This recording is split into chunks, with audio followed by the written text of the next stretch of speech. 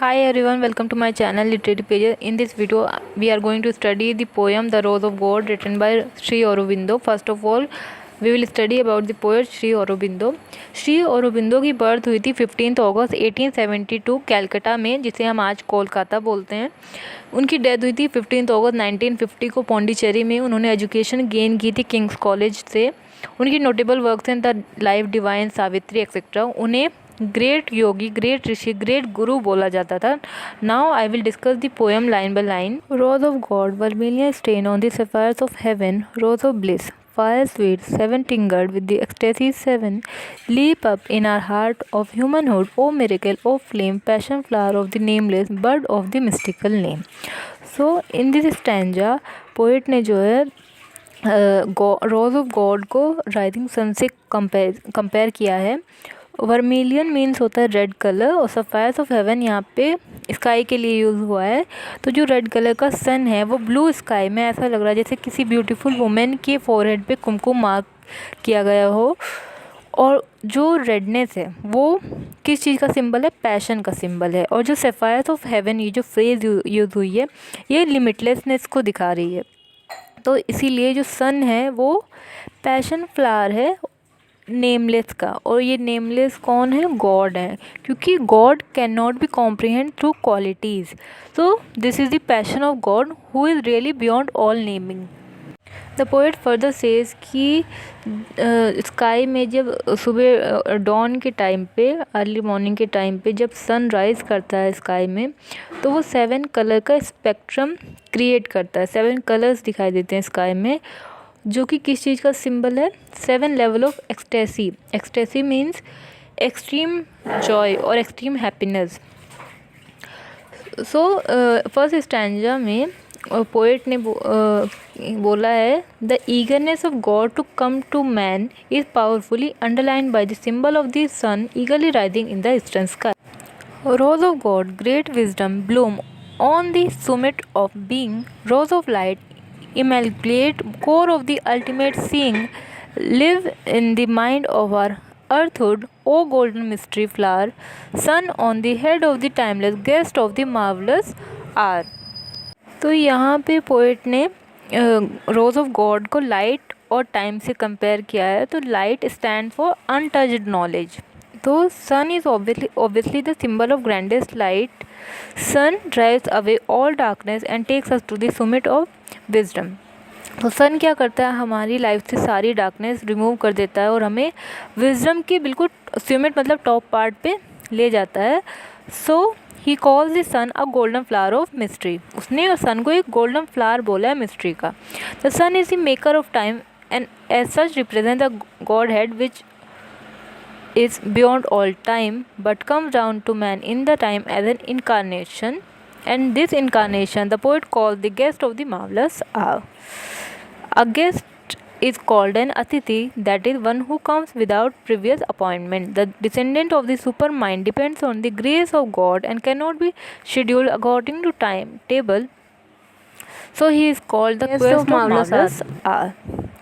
तो पोइट ने क्या बोला है कि सन जो है वो is the maker of time, वो टाइम का मेकर है।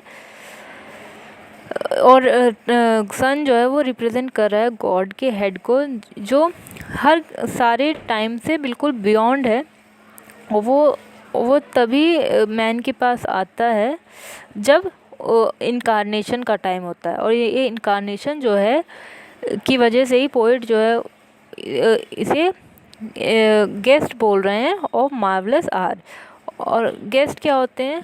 हम अतिथि बोलते हैं, जो कि बिना किसी प्रीवियस अपॉइंटमेंट के आ जाते हैं। और इसीलिए हम गॉड के आने को किसी भी टाइम टेबल के अकॉर्डिंग शेड्यूल नहीं कर सकते, इसलिए पोएट ने sun guest of marvellous hours बोला है। Now third stanza. Rose of God, damask force of infinity, red icon of might, rose of power with the diamond halo piercing the night, ablaze in the wall of the mortal, design the wonder of thy plan, image of immortality, outbreak of the Godhead in man.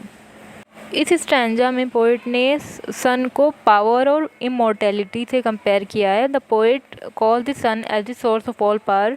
तो poet ने sun को सारी powers का source बताया है और poet ने सन की पावर को बोला है कि ये सारी इग्नोरेंस की जो डार्कनेस होती है उसे बिल्कुल रिमूव कर देती है।